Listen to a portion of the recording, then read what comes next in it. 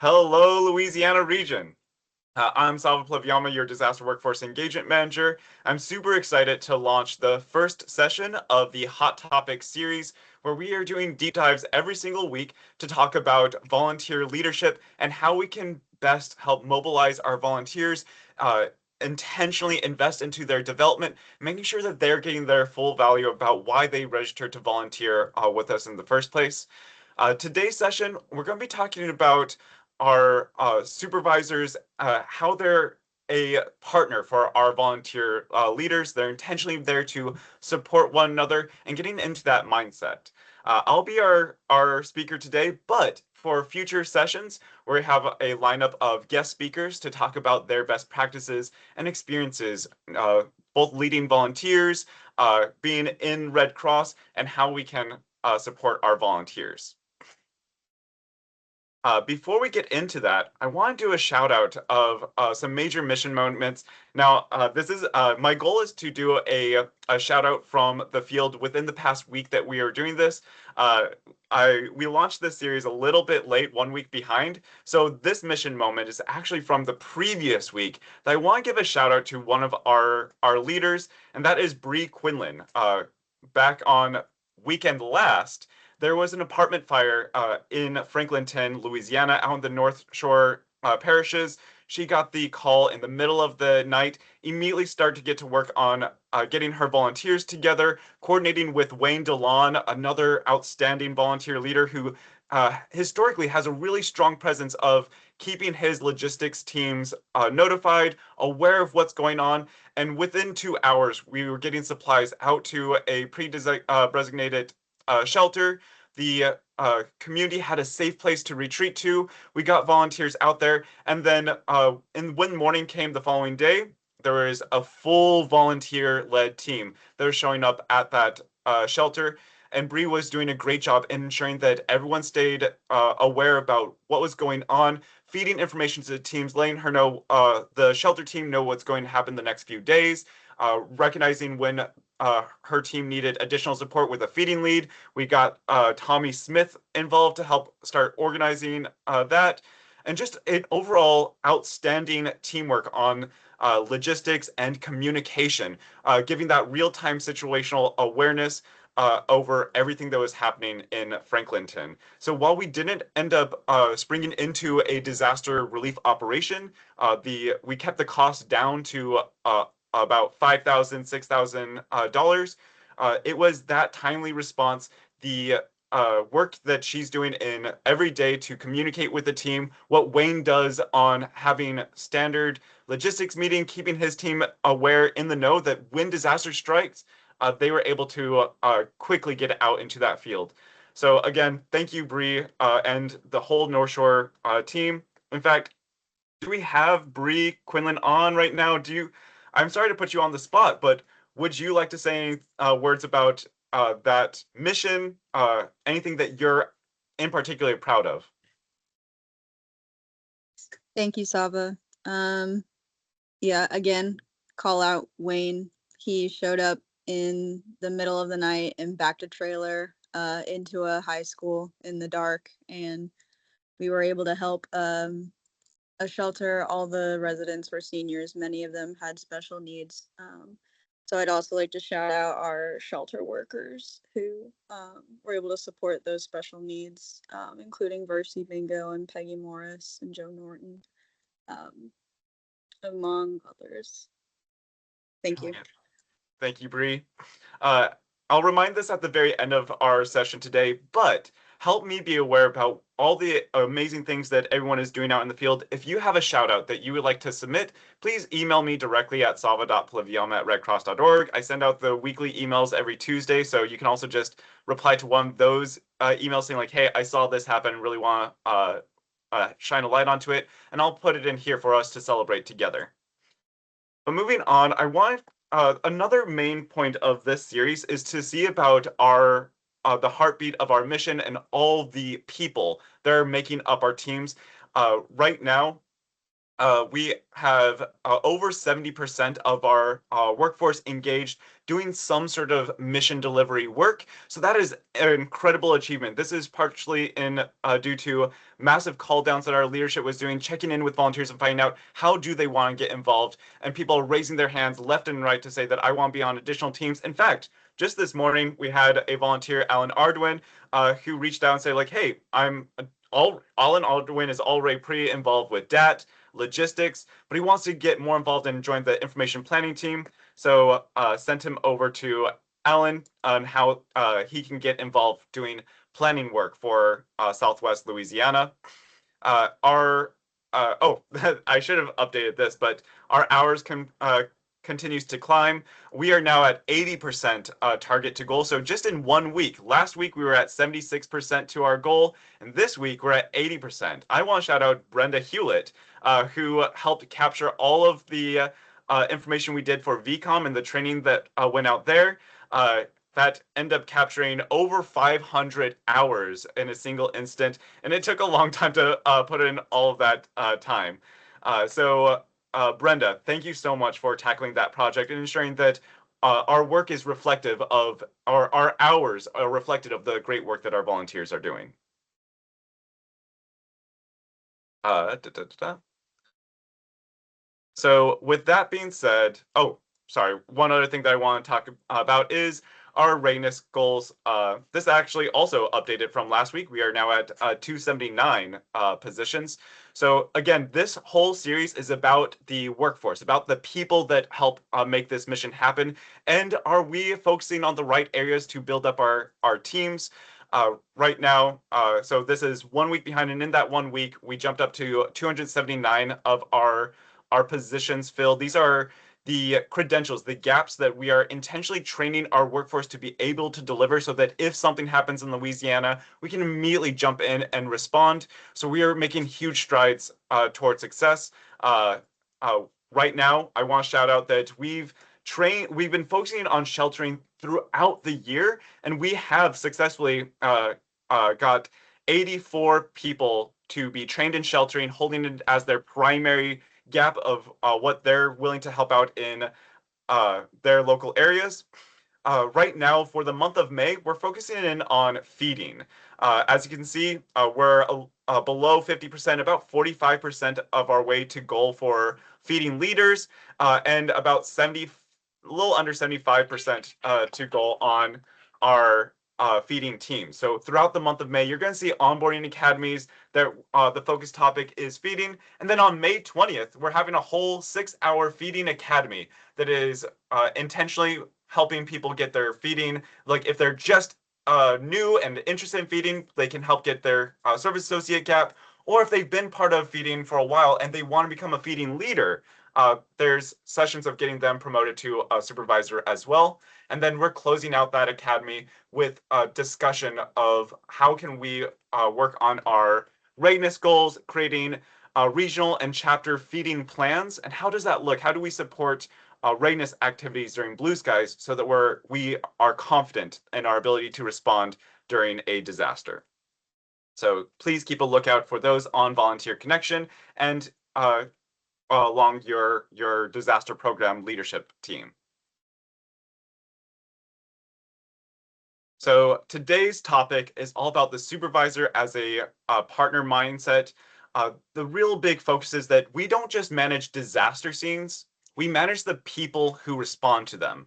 And everything hinges on our commitment that we make as leaders to the team members that collaborate to build up the mission that we need to deliver. And that is a major responsibility that if we are saying that I want to be a leader, I want to be a team captain, I want to invest in others, there are expectations of how we treat our team members that I want to make sure we're taking extra time to focus in on.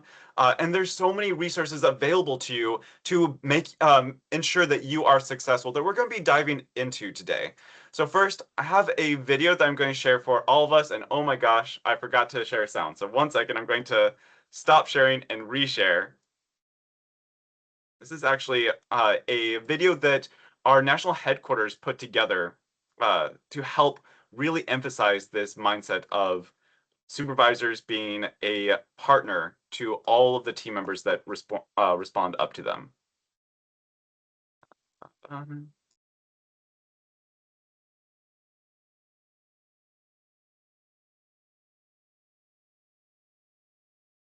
right, let's get back into it.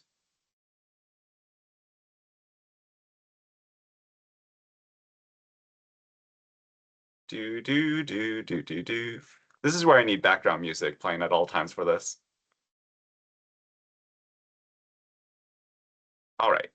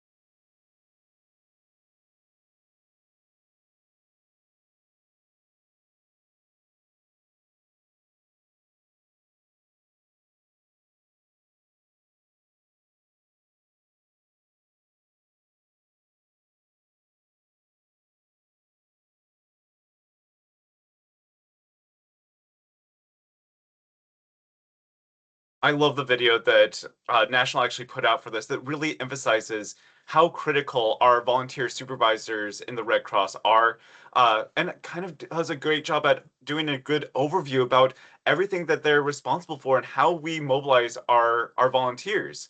The main takeaway is that our supervisors are the engines that mobilize our volunteers and have a responsibility for empowering volunteers through all of our activities, however they want to get involved with the Red Cross, that we are doing our due diligence to not just recruit, but engage our volunteers, that we have a clear vision of how our programs operate, how we're going to organize our teams, make sure that we're able to communicate that position to them and what their responsibilities are when they join our team, that we are mentoring them, that we are tracking that they've taken the foundational training to do the work, and then mentoring them as they accomplish and engage into the activity so they feel confident in their skills when they're out in the field, sharing and the mission with with the community, and that we are recognizing their contributions and developing them into potential leaders of tomorrow as well. And that also means that we do want to make sure that all of our supervisors understand that when we're dealing with people, especially as many people as the Red Cross has, that they're going to have conflicts. There's going to be miscommunications. There's going to be issues. So we also want to ensure that every single person that signs up to be a volunteer supervisor gets support in understanding our issue resolution process and able to mitigate those issues at the lowest possible level before we have to get additional leaders to talk about as well. We want to invest into our leaders, make sure that you feel supported to be the best supervisor that you possibly can be. This is and a big criteria or big moment of that video is understanding that we have a blended workforce, that this is not just on staff, but we need our volunteers to step up to the plate as well and helping with that. Our staff has the onus of empowering our volunteers, making them feel feel supported, and being the safety net when a volunteer isn't able to show up. So it is a full collaborative approach. So as the video outlined, our volunteer leaders, whether you're a supervisor on a disaster relief operation, a team leader in Blue Skies, a coordinator helping set the strategy of our mission, all of our leaders are influencers, instructors, champions, supporters, and cheerleaders. Every single one of our Red Cross workers are unique and bring their own personal experiences, expectations, and motivations to why they want to volunteer and or work at the Red Cross. So our leaders need to make it a priority to recognize those experience, expectations, motivations, and connect them with how we implement service delivery. This doing this helps lead us to improved individual and team performance. So I have a question for everyone that's on this call. So use the raise your hand feature or put it into the chat box. Why do you think people volunteer?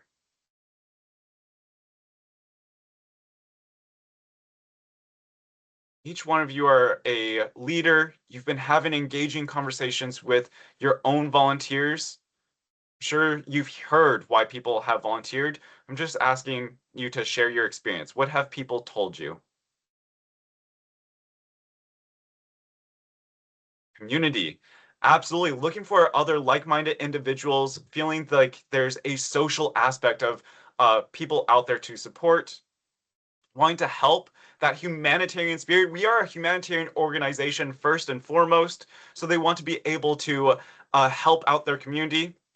Uh, yeah, feeling lonely. Again, this comes back to needing a sense of community, needing a way to interact with one another. I'm actually curious. Ed, our regional disaster officer, what is, oh, you put it into the chat box, but would you mind coming off of mute and sharing that with the group as well? Yeah, I think, especially during a disaster, it feels good when you're part of the solution. Even if you're in it and impacted, you can feel very helpless waiting for help to come. And sometimes the help doesn't look like the help you wanted. So to be part of the help and part of the solution is a really, really good feeling. And I think people want to be part of that. So stay off mute. I'm going to have a follow-up question, but absolutely, that understanding that there is chaos in the world, there's destruction, seeing all the we're an organization that helps people during their darkest days, so wanting to like not sit by idly, be part of the solution. One of my favorite quotes that I kind of integrated into myself is from Mr. Rogers. When the news is showing all the calamity, the terrible things that are happening around the world, look for the helpers, because they're there always. Every time that there is something bad happening, there is good happening too. And you can choose to be part of the good that is helping with that solution. So Ed, my follow-up question is, what motivates you? Why did you join Red Cross initially? And I know you started as an executive director. Why did you join disaster department thereafter? Yeah, I'm a sucker for a good team. And I think that's what a lot of people are looking for. When we're on a team, there's something about it that I think for most of us, it feels good. And then if that team is operating well and working well together. That doesn't come along that often for a lot of us, and I think we take it for granted. And sometimes, you run into someone at the neighborhood bar, and they're still talking about the big high school football game that they played in, part of that team 30 years ago. It's not that often that we get a chance to be part of a team, and that's absolutely my sweet spot. It makes me feel good. It kind of gives a purpose to what is the point of what we're doing, just in general. I'm a sucker for a good team, man. Absolutely. I'm going to ask you to stay off mute for a little while longer. There's a reason I chose you in particular, because I know you've been actually talking about this for a while, about being part of that team, being part of that crew. So I have one follow-up question that I want this to be a kickoff for a discussion with everyone as well. If being a supervisor, being a leader is about, being part of a team, being a partner with everyone that is on your team, what are ways that a supervisor can accidentally make a member of their team, their crew, feel invisible or stuck? Yeah, we forget to invite people to planning meetings and conversations, and we make decisions without people, and we don't get those chances back. Someone feels skipped. It's really hard to undo that. You can do it with work, but that pulls against everything about the team when we're making decisions by ourselves or with a very, very small group and we're leading people out. Yeah. Especially when they raise their hand saying, like, I want to be a part of this team, hear me. So I want that question to go for everyone now. You heard Ed's answer, but what are other ways that you may feel like a volunteer, a member of your team crew could accidentally feel invisible or stuck? That a supervisor accidentally makes them feel invisible or stuck. Maybe that we don't ask them to be not just participate, but in leadership and things of that nature. That's something that I think we recognized at the Hurricane Summit. Ed had put it, we just needed to ask people to join and do things. And sometimes, we ask people that we think will say yes, but we don't even think about the people that maybe haven't stepped up yet. And why do you think that is? Why do you think we get stuck into, like, oh, I'm not going to ask them because... Maybe because in the past it wasn't their interest, so they didn't say yes. And maybe this could be a sweet spot for them or something that they do have an interest in. But I think doing those meetings with your volunteers one-on-one does show other interests that they may have that you don't know about. So if you don't really get to know your volunteers, you may lose those opportunities. Absolutely. Thank you, Lana. Anyone else? Maybe let's hear from a volunteer. Mr. Doug, what are ways that a supervisor can accidentally make a volunteer feel invisible or stuck?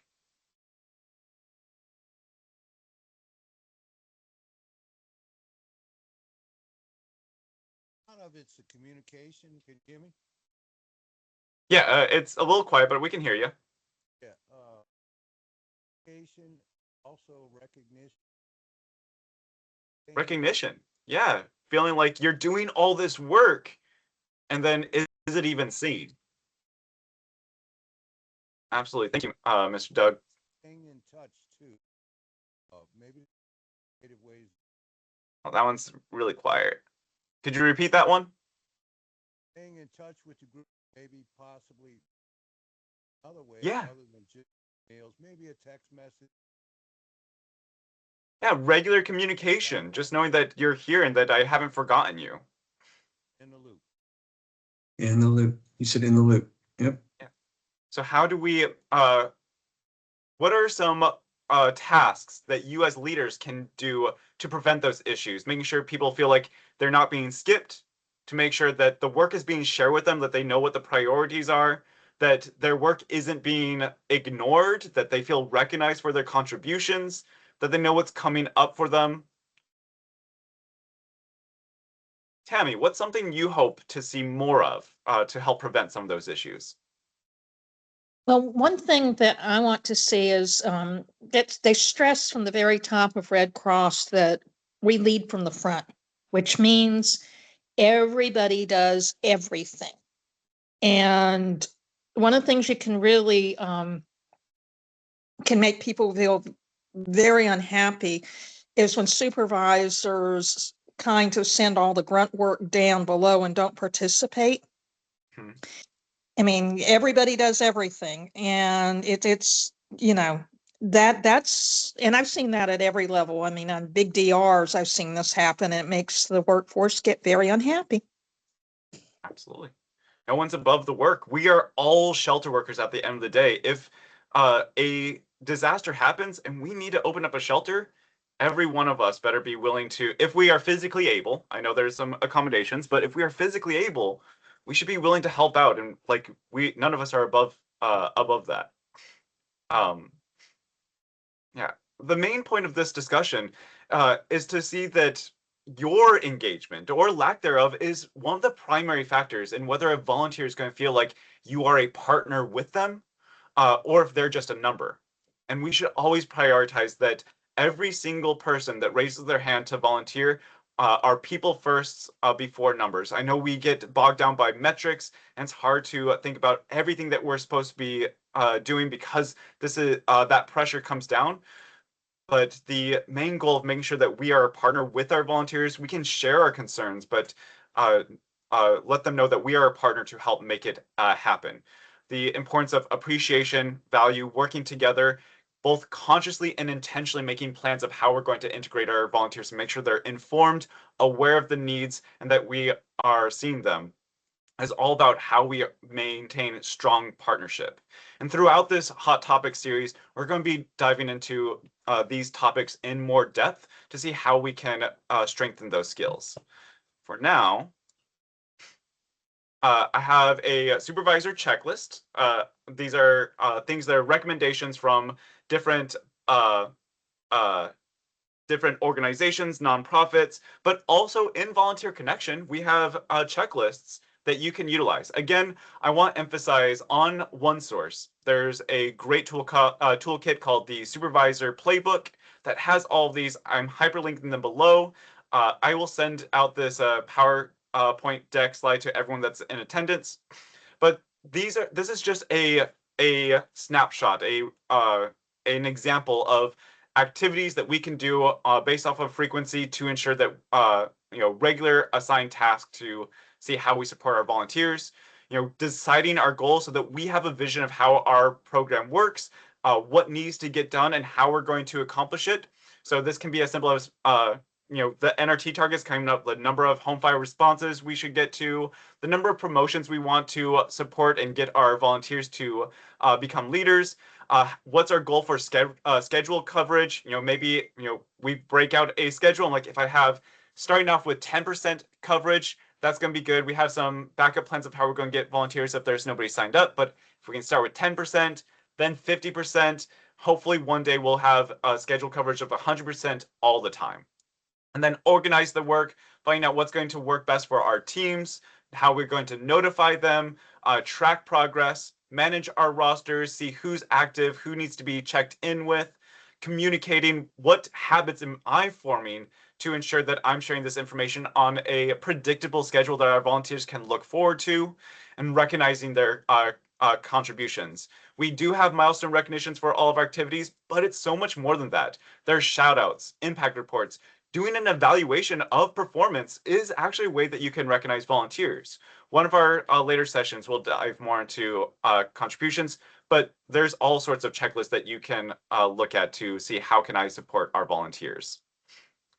Our main pillars with all of this, all these checklists, it's mainly to ensure that we are doing four main things. We're preparing, knowing what needs to get done, who's on our team to help, and how the work is going to get accomplished. We are welcoming our teams, be prepared to onboard, mentor, introduce them to the rest of the team, that we are present for our volunteers ongoing as they have needs, they can reach out, that you're responsive to their needs, setting those expectations, and that we recognize all the contributions of our teams, shout outs, engaging in meaningful conversations with them as individuals, not just Red Cross work. All right, so I have one final video. I know we're going to go a little bit long. I hope that you bear with me. This is a really powerful video from one of my favorite TED Talkers, Simon. I'm forgetting his name off the top of my head, Sinek. But it really does talk about that mindset of being a partner with the team that you lead.